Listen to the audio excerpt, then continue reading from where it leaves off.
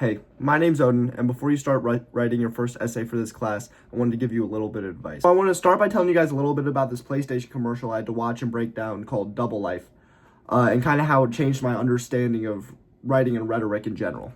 The thing about this commercial is it never mentioned specs, prices, graphics, no features, but it just showed regular people who lived one ordinary life and a different life filled with some sort of thrill. That's how this ad really hit me. It wasn't just selling a product, but it sold more of a feeling, like a feeling of escape. That's when this idea of rhetoric really started clicking for me. It wasn't about just listing correct information. It was about understanding what your reader actually felt and what you wanted them to feel.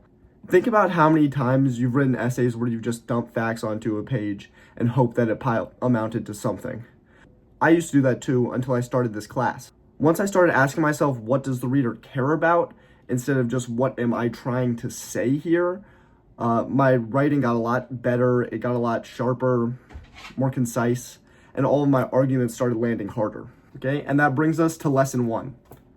I used to think good writing just meant that I sounded smart or I had a bunch of information on the page, but this class really just taught me the opposite. The best writing now, to me, feels like a conversation almost between two people, where the other person on the other end is always being accounted for. And that brings me to my second big lesson here. You should know who your audience is, who you're writing to, before you even start putting anything down. This PlayStation ad that I watched, which I encourage you guys to go watch as well, only did so well because they understood exactly who they were writing to.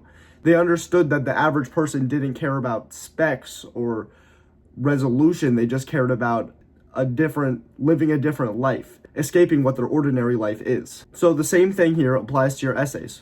Before you draft anything for this class, ask yourself first, who's going to read this and what do they care about?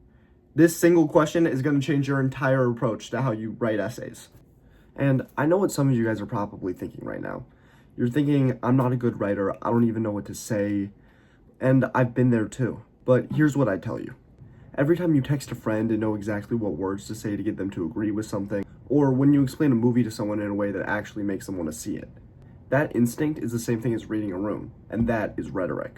This class never really taught me a new skill, but it taught me how to delve into one that I already had and how to use it on purpose. I think you guys are going to see this most when you get to the literacy narrative assignment. I wrote my assignment around 3 photos from important events in my life. I had one of my first drum lesson, one from my first solo flight in a plane, and one of me exploring an abandoned building. The first draft that I wrote about these just kind of explained what happened in these pictures.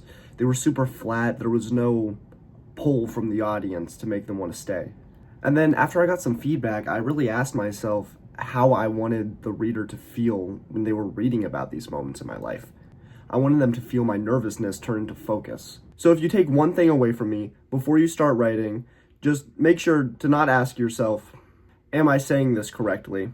Instead, just ask, what does the person reading want to feel? And if you can get that right, the rest of the essay will come smoothly and cleanly after that. Good luck, and you guys got this.